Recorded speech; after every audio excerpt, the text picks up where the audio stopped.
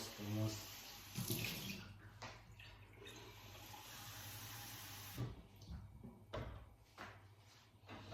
Ay, happy Sunday everyone. Ayan, nandito ako maagang nagkakape na. Malamig ang umaga guys. Painit tayo ng coffee.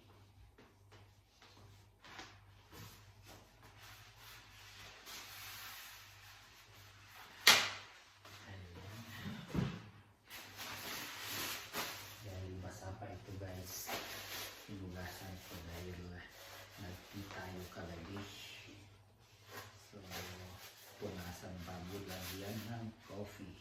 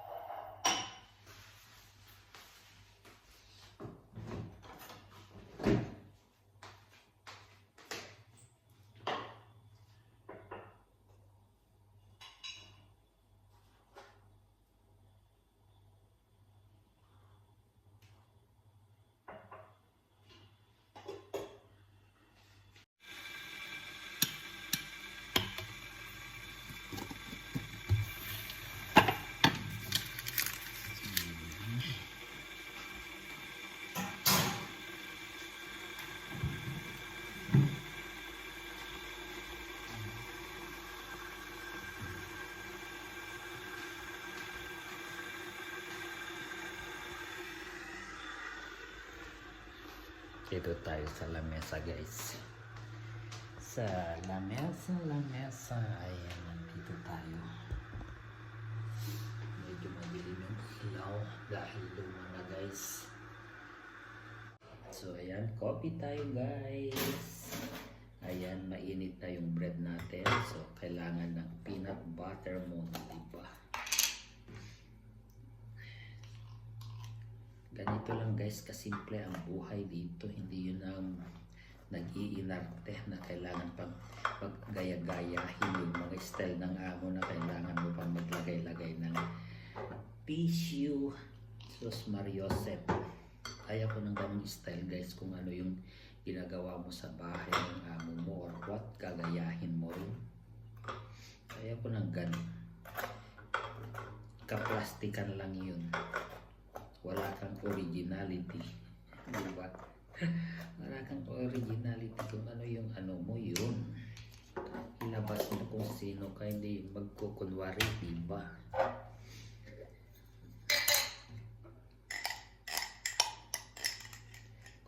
Kumusta ng paghahanda sa bagong taon ninyo guys? Ako walang preparation.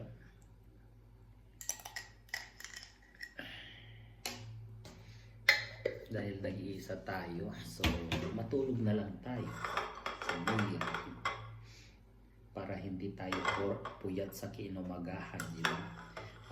Magandang start ng first day of the year, hindi yung January 1st is lasing ka or may hangover ka, masakit ang ulo dahil sa sobrang inom. Ayaw ko ng ganun. Ayan. Maganda yung New Year, nakatulog ka ng maayos. At itong taon na to guys, huwag mag-ambisyon. Dahil mayroon na tayong mga kaibigan na sobrang ambisyon. Wish nang pumunta ng Canada, hanggang ngayon hindi pa nakakaalis.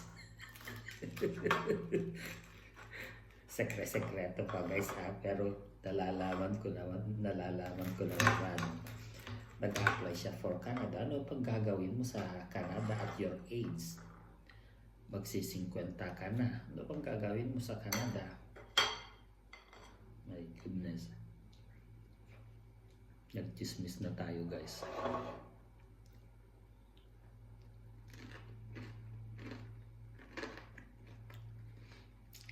Unang subo.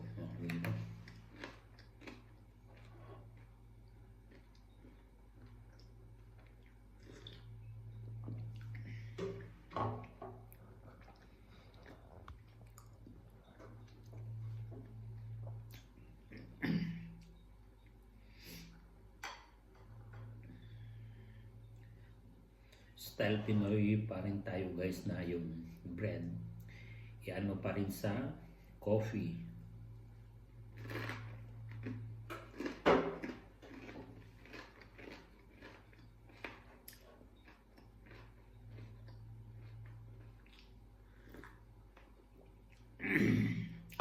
Oo nga pala guys, pasensya kayo kung hindi natuloy yung yung pahula ko nung nakaraan dahil may trabaho tayo, so hindi natin nagawa. Ngayon, yung pinapahulaan ko sa inyo, yung lata na yun guys, is accidentally na itapon ng baso ng bisita, kaya nawala na. Kaya kailangan bibili pa ulit ako guys ng panibagong ganon. Pero ang pinapahulaan ko sa iyo noon guys is yung sour fruits o kayo yung guyabano. Nakikita ninyo akong umiinom ng ganon.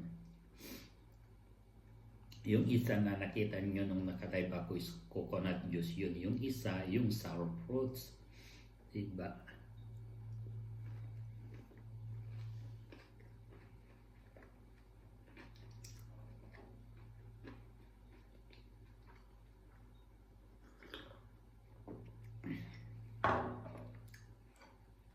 Kasi nung nagpagupit ako guys, bumili ako ng dalawa. Yung anti-cancer na sour fruits juice at saka yung coconut juice.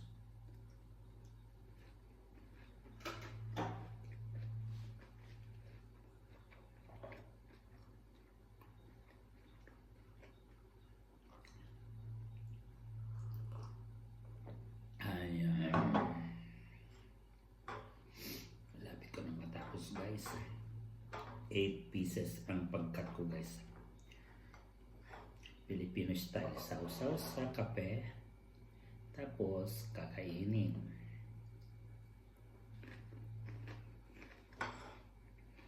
Bumili pa ako ng guys, yung tinatawag nila pande,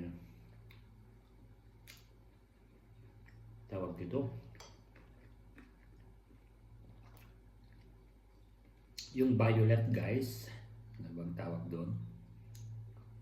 Yung fruit crops, yung obe, pande obe or panda halaya, hindi masarap.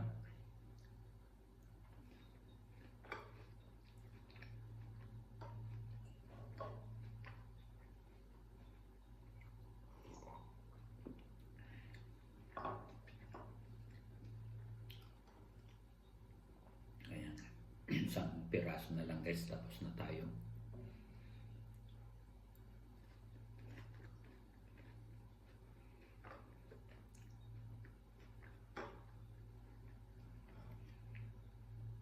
Hanggang 12 o'clock na ito guys, or 1 o'clock yung isang bread ko. Wala nang meriendahan sa gitna, di ba? Sa Pilipinas, kakain ka ng alas 6, tapos magme-merienda ka ng 10 o'clock. Dito hindi na.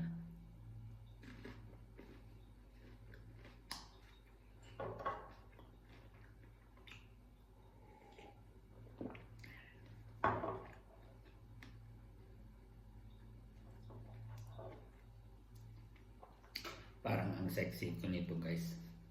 Oh.